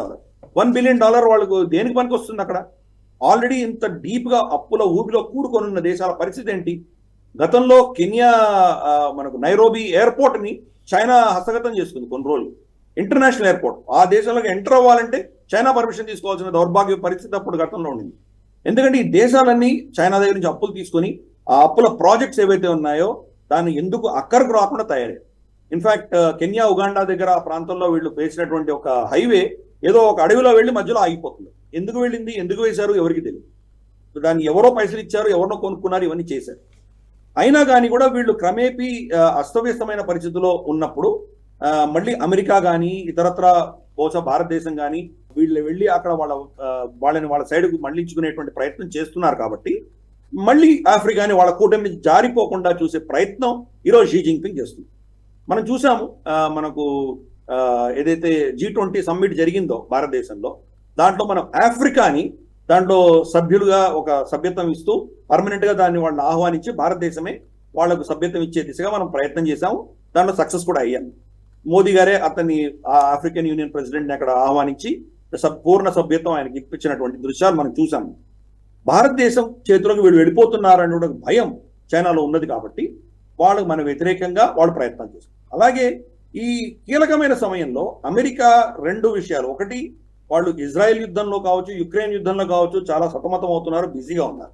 రెండవది ఏం జరుగుతుందో తెలియదు, దీన్ని ఎలా ప్రతిక్రియ ఉండాలి, దీన్ని ఎలా స్పందించాలి అన్న విషయం కూడా తెలియనటువంటి అపస్మారక పరిస్థితుల్లో ఉన్నటువంటి రాష్ట్రపతి ఈరోజు అమెరికాలో ఉన్నారు. వచ్చే 3 నెలలు 4 నెలల వరకు అతను ఏం జరుగుతుందో అని చుట్టుపక్కల తెలియనటువంటి పరిస్థితి. చాలా వీక్ గా ఉన్నటువంటి అమెరికా ఈ పరిస్థితిలో ఉన్నప్పుడే వాళ్ళు ఆఫ్రికాని వాళ్ళ చేతిలోకి తీసుకోవాలి, సో కాల్డ్ సౌత్ ని వాళ్ళ కంట్రోల్ తీసుకోవాలని ప్రయత్నం చేస్తుంది. యునైటెడ్ నేషన్స్ లో చైనా ఏదైనా రెజల్యూషన్ ని పాస్ చేసినా లేదా చైనా ఏదైనా రెజల్యూషన్ వ్యతిరేకించినా ఆఫ్రికన్ దేశాలన్నీ కూడాను చైనాకు ఒత్తాసు పలుకుతూ వాళ్ళు ఓట్లు వేస్తున్నారు. ఎందుకు? ఈ అప్పులు ఇచ్చి వాళ్ళని వాళ్ళ యొక్క ఇండిపెండెన్స్ ని వాళ్ళు కొనుక్కున్నారు, ఎవరు? చైనా. కాబట్టి ఆ దృష్ట్యా వీళ్ళని పిలవడం జరిగింది. అయినా అక్కడ సమ్మిట్ లో చాలా మంది, ఇంక్లూడింగ్ సిరిల్ రామ్ఫోసా, మన సౌత్ ఆఫ్రికన్ అధినేత, ఆయన కూడా, వీళ్ళందరూ కూడా డెట్ రిలీఫ్ ఇవ్వమని కోరారు. మాకు ఉన్నటువంటి అప్పులని కొంత మాకు సడలింపు కావాలి, దీన్ని కొంతకాలం పొడిగించండి, మీరు 10 ఏళ్ల లోన్ ఇస్తే కనుక దాన్ని 20 ఏళ్లలో తీసుకోండి, ఇటువంటి కొన్ని మార్పులు చేయండి, ఇంట్రెస్ట్ తగ్గించండి అని చెప్పి కోరినా దాని చైనా దగ్గర నుంచి ఎటువంటి స్పందన లేదు. సో అందరూ వాళ్ళు యాక్చువల్గా డిసప్పాయింట్ అయ్యారు. కానీ ఏంటంటే వాళ్ళకు వ్యక్తిగతంగా వాళ్ళని కోరుకుంటారు కాబట్టి దేశం కొట్టుపోయినా కానీ అక్కడి నుంచి వచ్చే ప్రధాని కావచ్చు, రాష్ట్రపతులు కావచ్చు, వీళ్లకు చాలా ఎక్స్పెన్సివ్ గిఫ్ట్స్ ఇవ్వడము, వాళ్లకు విలాసమైనటువంటి ఒక స్టే ఇవ్వడము, వాళ్లకు పర్సనల్ గా వాళ్ళకి ఏదైనా ధనం ఇవ్వడము, ఇటువంటివన్నీ ఇచ్చి వాళ్ళని కొనుక్కుంటారు. వాళ్ళ దేశం వాళ్ళు వెనక్కి వెళ్తే కనుక ఆ దేశానికి సంబంధించినటువంటి అసలైనటువంటి పరిస్థితిని వాళ్ళు విస్మరించి చైనా ఇస్తున్నటువంటి ఈ కరప్ట్ ప్రాక్టీసెస్ లో వాళ్ళు లోబడి బహుశా చైనాకు ఒత్తాసు పలికేటువంటి పరిస్థితి రాబోతోంది. కాబట్టి చైనా ప్రయత్నం చేస్తోంది. గతంలో ఉన్న శక్తి ఈరోజు చైనాకు లేదు. క్రమేపీ భారతదేశం కూటమి ఏదైతే ఉందో, జపాన్, భారతదేశం, క్వాడ్ లాంటి కూటమి క్రమేపీ అక్కడ వెళ్ళి మన ఇన్ఫ్లుయెన్స్ చూపించవలసిన పరిస్థితులు దగ్గర పడుతున్నాయి. అన్ఫార్చునేట్లీ ఈరోజు అమెరికా చాలా బిజీగా ఉంది కాబట్టి మనం ఏం చేయలేకపోతున్నాము. మళ్ళీ డొనాల్డ్ ట్రంప్ లాంటి వ్యక్తి కనుక రాష్ట్రపతి అవుతే తప్పకుండా మళ్ళీ చైనాని ఆఫ్రికాలో మనం కౌంటర్ చేసేటువంటి పరిస్థితులు మనకు కూడా మెరుగుపడతాయి. ఇజ్రాయెల్ కి సంబంధించిన వార్తలకు వెళ్తాం సార్. ఒకసారి ఎవరైతే ఇజ్రాయెల్ కి సంబంధించిన హాస్టేజెస్ హమాస్ చేతిలో ఉన్నారో, హాస్టేజెస్ 6గురిని హమాస్ హతమార్చింది. దీంతో ఒక్కసారిగా ఇజ్రాయెల్ అట్టుడికిపోతోంది నిరసనలతోటి. టెల్-అవీవ్ లో కానీ అక్కడంతా మొత్తం కూడా వేలాది మంది రోడ్లపైకి వచ్చి నిరసనలు తెలియజేస్తున్నారు అండ్ నెతన్యాహుని ప్రశ్నిస్తూ ఉన్నారు. పీస్ డీల్ కానీ లేకపోతే ఈ సీజ్ ఫైర్ కి సంబంధించినట్టు కానీ ఒప్పందాలు చేసుకోవాల్సింది అని వాళ్ళు అంటున్నట్టుగా తెలుస్తోంది. యాక్చువల్లీ నిజానికి ఇజ్రాయెల్ నుంచి ఇలాంటి నిరసనలు నేను ఎప్పుడూ ఎక్స్పెక్ట్ చేయలేదు. ఫస్ట్ ప్లీజ్ క్లారిఫై మీ. ఈ మధ్య కాలంలోనే ఇవి మొదలవుతున్నాయి. అండ్ నెతన్యాహు చేసిన ప్రయత్నాల గురించి ఆయన ఒక వివరణాత్మకమైనటువంటి ఒక ప్రకటన కూడా రిలీజ్ చేశారు. నేను ఏమేం ప్రయత్నాలు చేశాను కానీ హమాస్ దానికి సిద్ధంగా లేదు అని. అండ్ ఈవెన్ ఆంటనీ బ్లింకెన్ తోటి జరిపిన చర్చల తర్వాత యుఎస్ ఏదైతే ఆఫర్ చేసిందో అది కూడా హమాస్ తిరస్కరించిందని ఇవన్నీ చెప్పుకుంటూ వచ్చారు. సో బేసికలీ ఇజ్రాయిల్లో ఏం జరుగుతుంది అనేది ఒక క్వశ్చన్. హమాస్ ఒక్కసారిగా ఇన్ని రోజులు ఉండి ఒక్కసారిగా ఈ 6గురిని హాస్టేజెస్ని హతమార్చడాన్ని ఎట్లా అర్థం చేసుకోవాలి? వాట్ ఈస్ ద మెసేజ్ దీని వెనక? హమాస్ యొక్క చర్చలలో వాళ్ళు ఎందుకు తిరస్కరిస్తున్నారంటే, షిన్వర్ అని ఎవరైతే ఇప్పుడు ఉన్నారో, మనకు ఇస్మాయిల్ హనియా తర్వాత ఇప్పుడు హమాస్ అధినేత ఎవరైతే కొత్త అధినేత ఉన్నారో, అతను ఈ చర్చల్లో అంతా కూడాను అతను డిమాండ్ చేస్తుంది ఏంటంటే అతన్ని చంపకూడదు అని గ్యారంటీస్ కావాలి అని అడుగుతుంది. దాన్ని ఇజ్రాయెల్ ఇవ్వడానికి సిద్ధంగా లేదు. కానీ ఏదో కొంత అతనికి సెక్యూరిటీ ప్రొవైడ్ చేస్తాము, ఖతార్లో ఉంటాడు, ఇటువంటివేవో చర్చలు జరిగినా కానీ కూడా అతనికి నమ్మకం లేక దాన్ని తిరస్కరిస్తుంది. సో హమాస్ సైడ్ నుంచే తిరస్కరణ వస్తోంది. కానీ వాళ్ళు ఏం చిత్రీకరిస్తున్నారంటే ఇజ్రాయెల్ తిరస్కరిస్తోంది అని చెప్పేసి ఒక పెద్ద నెరేటివ్ వాళ్ళు బిల్డ్ చేశారు. దానికి అది అలా ఉండగా 6 మంది వాళ్ళని హాస్టేజెస్ ఎవరైతే అంటే ఇజ్రాయలీ సైన్యం ఆ టనల్స్ లోకి వెళ్లేదానికి ఒక రమారమి 2-3 రోజుల క్రితం వాళ్ళని చంపేయడం జరిగింది. సో పోస్ట్ మార్టంలో వాళ్ళు స్పష్టంగా వాళ్ళని షూట్ చేసి చంపారు, వాళ్ళని వెనక నుంచి షూట్ చేశారు. వాళ్ళు చనిపోయి కూడా 48 గంటల నుంచి 72 గంటల లోపు చనిపోయి ఉంటారు అని చెప్పేసి ఫోరెన్సిక్ ఎక్స్పర్ట్స్ చెప్పడం జరిగింది. అంటే ఇజ్రాయలీ సైన్యం క్రమేపీ మెల్లిమెల్లిగా ఈ టనల్స్ లో ఎక్కడెక్కడ ఉన్నారో అని వాళ్ళు దాన్ని కనుక్కుంటూ వెళ్తున్నారు. దగ్గర పడే కొద్దీ ఇంకా మనం వీళ్ళని కాపాడలేము అన్నప్పుడు వాళ్ళని చంపేసి వెళ్ళిపోతున్నాం. ఇన్ఫాక్ట్ వాళ్ళ హమాస్ కమాండర్స్ కి వచ్చిన మెసేజ్ ఏంటంటే, మీ దగ్గర ఉన్నటువంటి హాస్టేజెస్ మీ దగ్గర ఉన్నంత వరకు పర్వాలేదు, ఇజ్రాయెల్ మీ దగ్గరికి వస్తోంది అంటే వాళ్ళని చంపేయండి అని చెప్పి ఇన్స్ట్రక్షన్స్ కూడా ఇవ్వడం జరిగింది. ఇజ్రాయెల్ అంచనా ప్రకారం ఇంకా 101 మంది వాళ్ళ హమాస్ కబ్జాలో ఉన్నారు. రమారమి దాంట్లో 30-35 మంది దాకా చనిపోయి ఉండొచ్చు ఆల్రెడీ అని చెప్పేసి అంచనా వేస్తోంది ఇజ్రాయెల్. బహుశా వాళ్ళ దగ్గర 65-70 కంటే ఎక్కువ ఉండకపోవచ్చు. వాళ్ళు కూడా ఎక్కడున్నారో వీళ్ళ ఇంటెలిజెన్స్ క్రమేపీ పనిచేసి లోపలికి వెళ్ళి తను తీసుకొచ్చే ప్రయత్నాలు చేస్తున్నారు. కానీ ఈ రోజు నెతన్యాహు ఏం చెప్తున్నారంటే, సీజ్ ఫైర్ డిక్లేర్ చేసినా కానీ వాళ్ళు సురక్షితంగా ఉంటారని గ్యారంటీ లేదు, చనిపోయిన వాళ్ళ పరిస్థితి ఏంటో మనకు తెలియదు, కాబట్టి సీజ్ ఫైర్ ని వాళ్ళు మళ్ళీ రిపాట్రియేట్ చేస్తారా లేదా, వాళ్ళని ఇస్తారా లేదా, అవన్నీ కూడా ప్రశ్నలుగా ఉన్నాయి. నేను సిద్ధంగా ఉన్నాను కానీ హమాస్ సిద్ధంగా లేదు, కాబట్టి నేనేం చేయమంటారు అంతవరకు, మరి యుద్ధం చేయకుండా ఉండమంటారా, నేను యుద్ధం చేసి మన వాళ్ళు ఎక్కడున్నారో వాళ్ళని వెతికి మళ్ళీ దాన్ని వెనక్కి తీసుకొచ్చేటువంటి ప్రయత్నాన్ని చేస్తున్నాను అని చెప్పడం జరిగింది. ఇన్ఫాక్ట్ దీనికి జస్ట్ మనం ఒక వారం క్రితమే మనం గ్లోబల్ రౌండప్ చర్చించవలసింది, మనకు టైం లేక చర్చించలేదు. ఒక అరబ్ ఇజ్రాయిలీ, అంటే ఇజ్రాయిలీ పౌరుడు కానీ అతను బెడోవిన్ అరబ్ ముస్లిం, అతన్ని రెస్క్యూ చేసి మళ్ళీ తీసుకొచ్చింది ఇజ్రాయెల్ సైన్యం. మరి ముస్లింల ఠేకేదారు అని చెప్పుకుంటున్న హమాసు ఒక ముస్లింని ఎందుకు వాళ్ళు బందీగా పెట్టారు ఇన్ని రోజులు, సంవత్సరం పాటు? మరి ఒక ముస్లింని యహూదీ సైన్యం ఎందుకు రెస్క్యూ చేసి తీసుకొచ్చింది? సో ఇవన్నీ కూడా ఒక హిపోక్రసీ, ఒక వెస్టర్న్ హిపోక్రసీ, ఈ యొక్క పాలెస్టీన్ సమర్థకులు చేస్తున్నటువంటి హిపోక్రసీ మనం అర్థం చేసుకోవచ్చు. సో దాని దృష్ట్యానే ఇప్పుడు బెంజమిన్ నెతన్యాహు చెప్పింది చాలా కీలకం.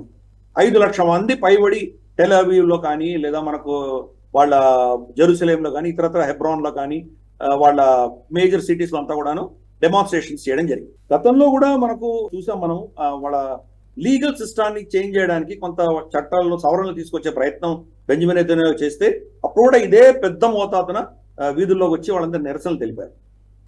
ఇజ్రాయలీ సమాజం చాలా చిన్న దేశం, కానీ చాలా దానిలో ఎన్ని ఫాల్ట్ లైన్స్ ఉన్నాయంటే దాంట్లో ఎప్పుడు కూడాను ఒక అబ్సల్యూట్ మెజారిటీ ఉన్న ప్రభుత్వం ఎప్పుడూ లేదు. అన్ని సంకీర్ణ ప్రభుత్వాలే, అన్ని కోయలేషన్ గవర్నమెంట్సే.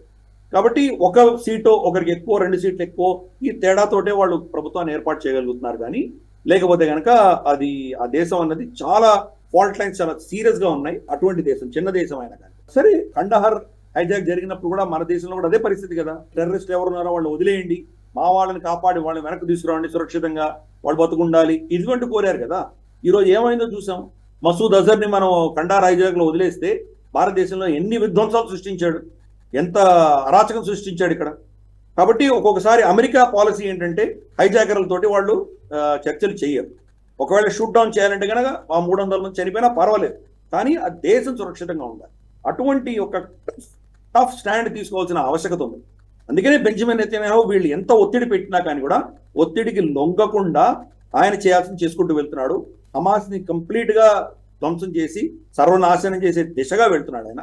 సరే, హమాస్ కి ఆ టనల్స్ దాచుకొని వాళ్ళు చాలా చేయగలుగుతున్నారు, కానీ ఇది సుదీర్ఘమైనటువంటి ఇంకో 1-2 సంవత్సరాలు యుద్ధం చేసి కంప్లీట్ గా వాళ్ళని హతమార్చి తీరుతాను అని ఆయన కంకణం కట్టుకున్నారు. కాబట్టి ఈ హాస్టేజెస్ సంబంధించి కొంత విషాదం అన్నది తప్పదు. కొన్ని రోజులు ఇంకా కొంతమంది చనిపోయి వాళ్ళ శవాలు బయటకు వచ్చేటువంటి పరిస్థితులు ఉంటాయి. చూద్దాం మరి ఈ సోకాల్డ్ లెఫ్టిస్ట్స్ ఆయన మీద ఎటువంటి ఒత్తిడి తీసుకొస్తారో, ఏమవుతుంది. మరి డొనాల్డ్ ట్రంప్ గెలిచి వచ్చిన తర్వాత మరి ఆయనకి ఎటువంటి సమర్థన వస్తుంది, ఇవన్నీ కూడా రాబోయే రోజుల్లో చూద్దాం. రైట్ సార్, ఒకసారి యునైటెడ్ స్టేట్స్ కి వెళదాం. యునైటెడ్ స్టేట్స్ లో ట్రంప్ కి మద్దతుగా ఒక organisation, Hindus for America First అనే ఒక ఆర్గనైజేషన్ కొత్తగా ఏర్పడింది. దానికి గ్రాస్ రూట్స్ లో కూడా వాళ్ళకి బలం ఉందంటున్నారు. So Hindus for America first స్పష్టంగా రిపబ్లికన్ అభ్యర్థి అయినటువంటి డొనాల్డ్ ట్రంప్ కి తమ మద్దతు ప్రకటిస్తున్నట్టుగా వాళ్ళు ఒక ప్రకటన రిలీజ్ చేశారు. అండ్ వాళ్ళు చెప్తున్నది ఏంటంటే, the concern is that if Kamala becomes the president of the United states, she might put in some liberal rules on the bench who may actually reverse the Supreme Court on this, that impacting the Asian American voters. So Kamala Harris వస్తే మొత్తంగా మారిపోతుంది, Hindus కి సంబంధించి కానివ్వండి, భారతదేశంతో సంబంధాల విషయంలో కానివ్వండి డీస్టెబిలైజేషన్ అవుతుంది ఇండియా యుఎస్ఏ రిలేషన్స్ అని చెప్పేసి మాట్లాడుతున్న పరిస్థితి. సో ఈ ఆర్గనైజేషన్ ఏంటి, వీళ్ళు చెప్తున్నది ఎంతవరకు ఉపయోగపడుతుంది? ఆయనకి యాక్చువల్లీ స్వింగ్ స్టేట్స్లో ఈ ప్రభావం ఏమైనా ఉంటుందా? ఉండాలి అని మనం కోరుకుందాం. ఎందుకంటే పెన్సిల్వేనియా, జార్జియా, నార్త్ క్యారోలైనా ఏవైతే స్వింగ్ స్టేట్స్ ఉన్నాయో అక్కడ వీళ్ళు ఈ నిర్ణయం తీసుకోవడం అనేది మనం చూసాం. మనము హిందూస్ ఫర్ అమెరికా ఫస్ట్ అన్నటువంటి పేరిట వాళ్ళు స్టార్ట్ చేశారు. వాళ్ళు మనకు చూస్తే కనుక ఉత్సవ్ సందుజా అని చెప్పేసి ఫౌండర్, ఆయన ఇచ్చిన స్టేట్మెంట్ ఇందాక నువ్వు చెప్పినట్టు కమలా హ్యారిస్ వస్తే కనుక భారతదేశానికి వ్యతిరేకంగా ఆవిడ ప్రవర్తిస్తుంది, అలాగే అల్ట్రా లెఫ్టిస్ట్ భావజాలం ఉన్నందువల్ల ఈ ఇల్లీగల్ ఇమిగ్రెంట్స్ కి మద్దతుగా ఆవిడ నిలబడుతుంది. దానికి భిన్నంగా డొనాల్డ్ ట్రంప్ ఒక లీగల్ పద్ధతిలో ఇమిగ్రేషన్ వస్తే కనుక దాన్ని సమర్థిస్తున్నారు ఆయన. కాబట్టి ఇల్లీగల్ గా వచ్చే వాళ్ళకి వ్యతిరేకంగా ఆయన మాట్లాడారు కాబట్టి ఆయనకు మేము సమర్థనిస్తున్నాము. మేము కూడా ఇమిగ్రెంట్సే, కానీ ఇల్లీగల్ గా వచ్చే వాళ్ళతోటి మాకు చాలా ఇబ్బంది ఉన్నది, దాన్ని ఈవిడ అల్ట్రా లెఫ్ట్ భావజాలం ఉన్నటువంటి కమలా హ్యారిస్ సమర్థిస్తుంది అని చెప్పి స్పష్టంగా చెప్పడం జరిగింది. ఇన్ఫాక్ట్ ఇది ఒక చాలా శుభసూచకం. ఎందుకంటే ఇంతవరకు కూడాను భారతదేశ మూలాల నుంచి వెళ్ళినటువంటి డయాస్పోరా ఆవిడ భారత మూలాల నుంచి వచ్చింది అని మనం చెప్పుకుంటున్నాం, కానీ ఆవిడ చెప్పుకోవట్లేదు. ఎస్పెషలీ హిందూ. ఆవిడతో సెల్ఫీలు తీసుకోవడము, ఆవిడ డిన్నర్ ఇన్వైట్ చేస్తే దానికి ఖర్చు పెట్టి చాలా డొనేషన్లు ఇచ్చి అక్కడికి వెళ్ళడం, ఇటువంటి పిచ్చి పనులు మన వాళ్ళు చేస్తున్నారు. కానీ ఆవిడ సిద్ధాంత పరంగా ఏం మాట్లాడుతోంది, దానివల్ల మనకు లాభమా నష్టమా, ఆ దృష్ట్యా ఆలోచన చేసేటువంటి వాళ్ళు చాలా తక్కువగా ఉంది. ఎక్కువ శాతం భారత మూలాల నుంచి వెళ్ళిన వాళ్ళు డెమోక్రాట్స్ ని సమర్థిస్తారు, రిపబ్లికన్ సమర్థన చాలా తక్కువ ఉంటుంది. అటువంటిది వీళ్ళు ఈ కొత్తగా సంస్థ వచ్చి డొనాల్డ్ ట్రంప్ ని ఎండార్స్ చేయడం అనేది ఒక మంచి పరిణామం కింద మనం భావించాలి. కమలా హ్యారిస్ తనను తాను హిందూగా చెప్పుకోవట్లేదు, తను క్రిస్టియన్ అని చెప్పుకుంటోంది, పైపెచ్చు లెఫ్టిస్ట్ అని చెప్పుకుంటోంది. భారత వ్యతిరేకమైనటువంటి స్టేట్మెంట్స్ చాలా ఇచ్చింది. మనం గ్లోబల్ రౌండప్ లో గతంలో చర్చించాం. మనం ఫర్ ఇన్స్టెన్స్ కాశ్మీర్ గురించి వీఆర్ వాచింగ్ అని చెప్పి ఆర్టికల్ 370కి సంబంధించింది కావచ్చు, ఇతరత్ర చాలా అంశాల్లో మనకు వ్యతిరేకంగానే స్టేట్మెంట్ ఇచ్చింది. కాబట్టి వాళ్ళ తండ్రి వచ్చేసి చాలా అల్ట్రా లెఫ్టిస్ట్, ఆల్మోస్ట్ లిటరల్లీ చెప్పాలంటే ఒక నక్సలైట్ భావజాలం ఉన్నటువంటి లెఫ్టిస్ట్ కింద మనం చెప్పుకోవచ్చు. సో అటువంటి మానసికత ఉన్నటువంటి కమలా హ్యారిస్ ఈ దేశానికి మంచిది కాదు. డొనాల్డ్ ట్రంప్ కనుక వస్తే భారతదేశానికి చాలా సమర్థన ఇచ్చారు ఆయన. పాకిస్తాన్ని కట్టడి చేయడం కావచ్చు, లేదా భారతదేశంతో సత్సంబంధాలు పెంచుకోవడం కావచ్చు, ఇవన్నీ చేశారు ఆయన. ఇక్కడ ఉన్నటువంటి హిందూ డయాస్పోరా కూడా ఆయన వల్ల చాలా లాభం ఉంటుంది. కమలా హ్యారిస్ వస్తే మేము దానివల్ల నష్టపోతాము, దేశం చాలా నష్టపోతుంది అని చాలా స్పష్టంగా చెప్పడం జరిగింది. ఇప్పటికైనా కొంతమంది అయినా హిందువులు నిలబడి కమలా హ్యారిస్ యొక్క ద్వంద్వ విధానము, ఆవిడ చేస్తున్నటువంటి హిందూ వ్యతిరేకమైనటువంటి ఏవైతే చర్యలు ఉన్నాయో దాన్ని గమనించినందుకు, నిజంగా వాళ్ళ మిత్రులు ఎవరో శత్రువులు ఎవరో వాళ్ళు దీన్ని గుర్తించినందుకు వాళ్ళని అభినందిద్దాం. రైట్ సార్, ఇక మినియాపోలిస్ కి సంబంధించి ఒక వార్త ఉంది. ఇది ఏంటంటే ఇది కరెక్ట్ గా కేవలం అపీస్మెంట్ పాలిటిక్స్ గురించి మనం భారతదేశంలో ఎక్కువ మాట్లాడుతూ ఉంటాము. సంతుష్టీకరణ విధానాన్ని కొన్ని వర్గాలకు, కొన్ని మతాలకు, కొంతమందికి మాత్రం మేలు చేకూర్చే విధంగా చేస్తూ మెజారిటీ వాయిస్ ని పట్టించుకోని దాఖలాల గురించి భారతదేశంలో చర్చ చాలా సంవత్సరాలుగా జరుగుతూనే ఉంది. ఈ సంతుష్టీకరణ గురించి, అపీస్మెంట్ గురించి. అట్లాంటిది ఒక నిర్ణయం లాగానే ఇది కనబడుతోంది. మినియాపోలిస్ సిటీ కౌన్సిల్ యునానిమస్గా, ఏకగ్రీవంగా అక్కడ ఈ అజాన్కి సంబంధించి ఏదైతే నాయిస్ ఆర్డినెన్స్ ఉందో దాన్ని అమెండ్ చేస్తూ నిర్ణయం తీసుకోవడం జరిగింది, అమెండ్ చేసింది. అండ్ ఇప్పుడే మనం అంటాం కదా, 5 సార్లు అజాన్కి సంబంధించి ఆ సౌండ్ వల్ల ఇబ్బందులు ఉన్నాయి చాలామందికి అని గొడవ నడుస్తున్న టైంలో, అండ్ అమెరికాలో ఉన్న అక్కడ యాక్చువల్లీ అది చేయకూడదు అన్నదాన్ని కాస్త తిరగరాసి ఇప్పుడు దాన్ని అలో చేయడము, ఇది ఫ్రీడమ్ ఆఫ్ రిలీజియన్కి సంబంధించినటువంటి ఒక ప్రతీకగా వాళ్ళు చెప్పుకోవడము మనం చూస్తూ ఉన్నాం. ఒకసారి దీన్ని డీటెయిల్స్ చెప్తారా, ఏంటిది, ఇది ఎట్లా అర్థం చేసుకోవాలి చెప్తారా? మినియాపోలిస్ లో ఏముండేదంటే, సూర్యోదయం కంటే ముందర, తర్వాత ఆ రాత్రి చాలా చీకటి పడిన తర్వాత ఈ 2 అజాన్లు వాళ్ళు బ్యాన్ చేశారు. అంటే అప్పుడు దీనివల్ల నాయిస్ పొల్యూషన్ వస్తున్నది, ప్రజలు పడుకొని ఉన్నప్పుడు వాళ్ళకి డిస్టర్బెన్స్ వస్తుంది, డే టైంలో మీరు ఏమైనా చేసుకోండి పర్వాలేదు, కానీ ఈ సమయాల్లో మీరు చేయకూడదు అని గతంలో రెస్ట్రిక్షన్ ఉండేది. ఇప్పుడు ఆ రెస్ట్రిక్షన్స్ రెండు తీసేశారు. అంటే పొద్దున్న 4 గంటలకు వాళ్ళు అజాన్ చేయొచ్చు, అలాగే రాత్రి అందరూ పడుకున్న తర్వాత కూడా అప్పుడు కూడా చేయొచ్చు. ఇటువంటి పరిస్థితి ఈరోజు మినియాపోలిస్లో ఉంది. మొట్టమొదటి అమెరికన్ సిటీ దీన్ని పర్మిట్ చేసింది. ఇంకా రేపు రాబోయే రోజుల్లో ఇంకెన్ని సిటీస్ పర్మిట్ చేస్తాయో తెలియదు. కరెక్ట్.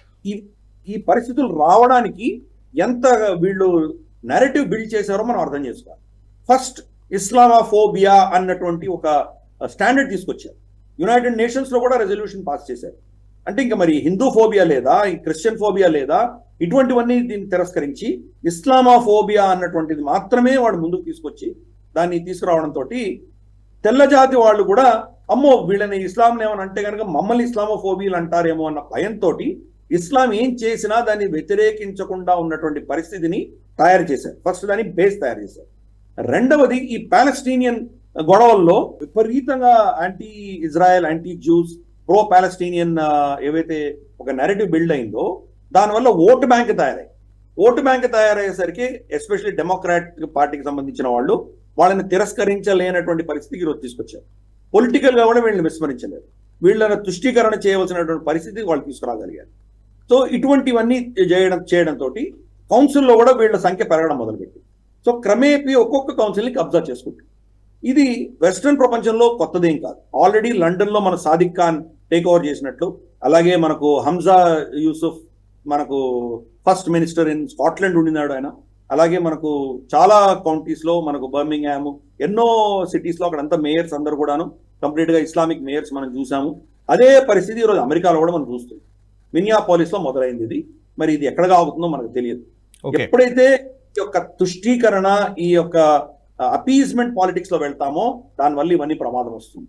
ఇంకొక నెరేటివ్ వాళ్ళు ఏం నిలబెట్టారంటే DEI, డైవర్సిటీ, ఈక్విటీ, ఇంక్లూజివ్. ఈ యొక్క నెరేటివ్ తీసుకురావడంతో డైవర్సిటీ కాబట్టి మనం దాన్ని ఎంకరేజ్ చేద్దాం, వాళ్ళ యొక్క కల్చర్ని మనం ఎంకరేజ్ చేద్దాం. అది తప్ప కరెక్టా అని పక్కన పెట్టేసి దానివల్ల మాకెంత నష్టం వస్తుంది, మా ప్రజలకి ఏం కష్టాలు వస్తున్నాయి, దీన్ని కూడా మనం లెక్క చేయకుండా ఈ DEI సర్టిఫికేషన్ కోసం కూడా చేయడం జరిగింది. కాబట్టి క్రమేపీ అమెరికన్ సిటీస్ లో కానీ, అమెరికన్ ప్రభుత్వాల్లో కానీ ఈ యొక్క ఇస్లామిక్ భావజాలము, ఇస్లామిక్ పాలసీలు వాళ్ళకి తెలుసో తెలియకనో ఇవి క్రమేపీ దాన్ని కబ్జా చేసుకోవడం అన్నది చూస్తున్నాము. మినియాపోలిస్ అనేది ఫస్ట్ సిటీ దీనికి కంప్లీట్ గా ఒత్తాసు పలుకుతాం. రైట్ సార్, ఇక చైనాకు సంబంధించిన ఒక వార్త. యాక్చువల్లీ అమెరికాలో కానివ్వండి, వెస్ట్లో కానివ్వండి, చైనా తమ గూఢచర్యాల్ని ఎలా కొనసాగిస్తుంది అనే విషయం గురించి చాలా సార్లు మనం మాట్లాడుకున్నాం. ఈవెన్ ట్రంప్ ప్రెసిడెంట్ గా ఉన్న టైంలో కూడా యూనివర్సిటీస్ లో కూడా ఎట్లాంటి డబ్బులు వస్తున్నాయి, ఎవరెవరికి ఎంతెంత డబ్బులు వచ్చాయన్న విషయం మీద కూడా కొన్ని ఏజెన్సీస్ బయటకు FBI లాంటివి తీసుకొచ్చాయి.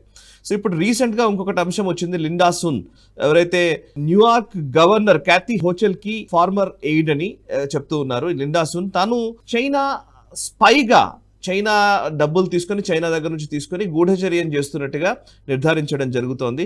ఆమెని ఛార్జ్ చేశారు. సో CNN దీని గురించి ఒక రిపోర్ట్ కూడా రాసింది.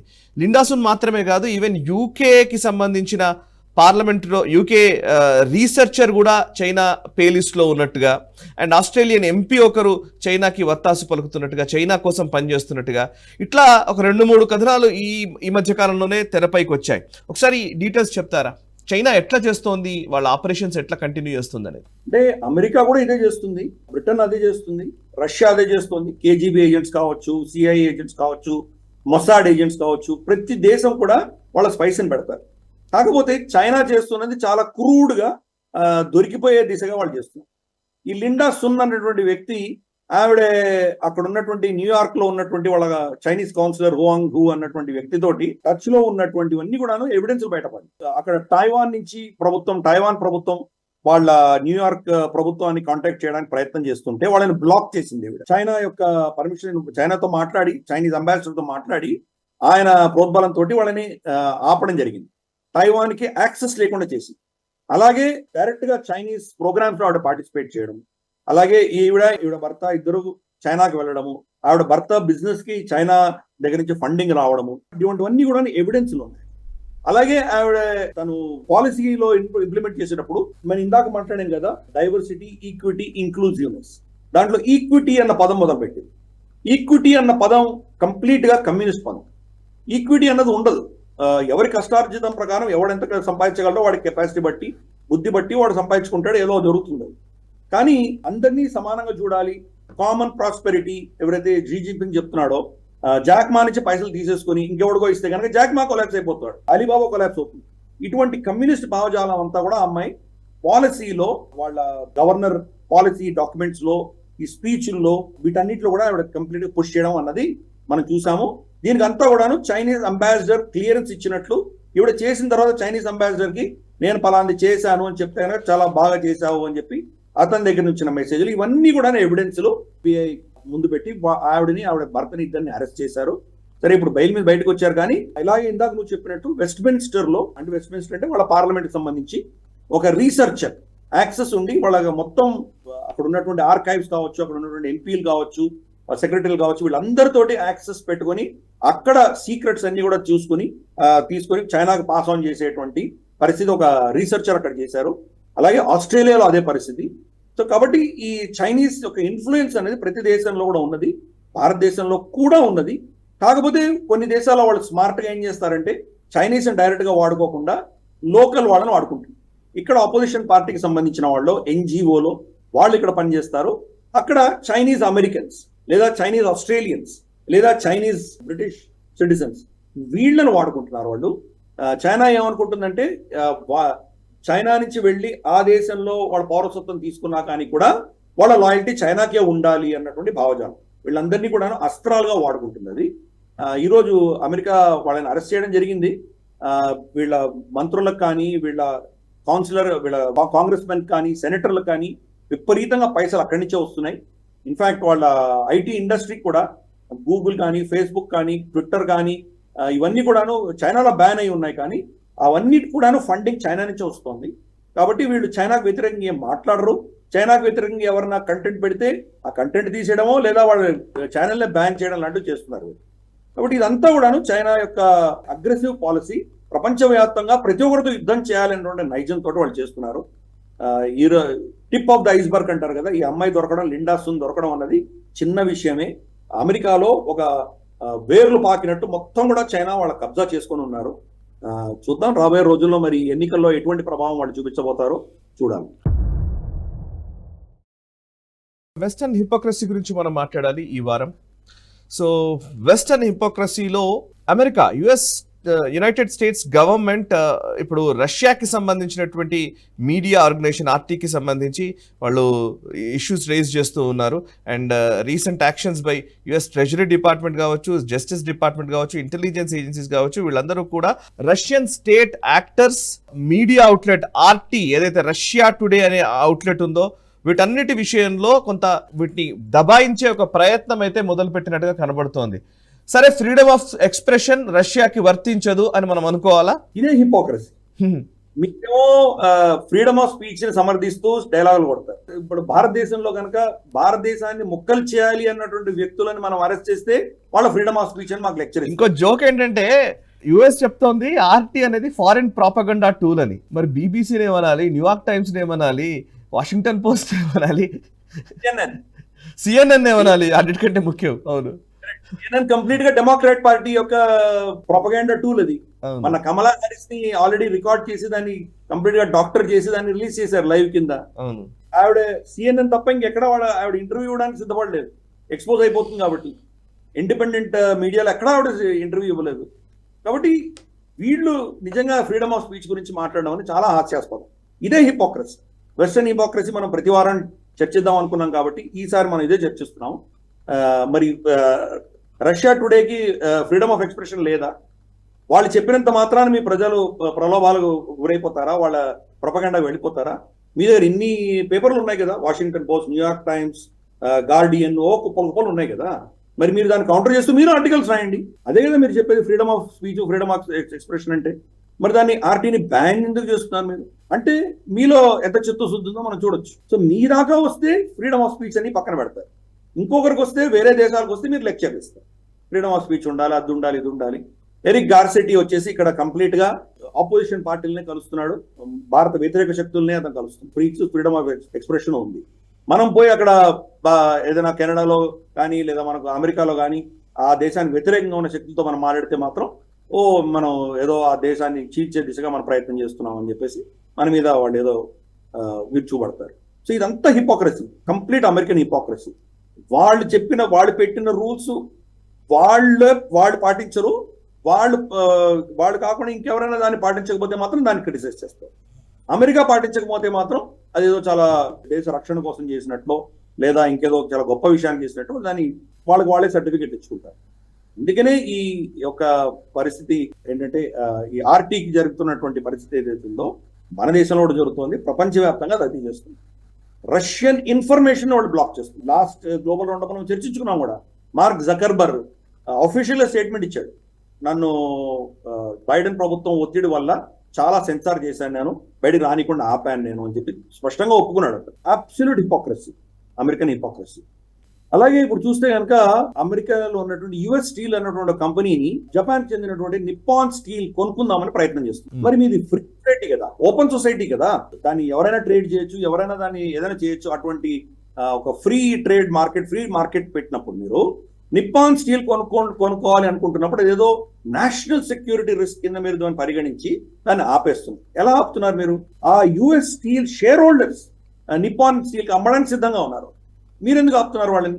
ఆ షేర్ హోల్డర్స్ నిర్ణయించాలి కదా, ప్రభుత్వం ఎందుకు ఇంటర్ఫియర్ అవుతుంది? సో ఇది అక్కడ ఉన్నటువంటి హిపోక్రసీ.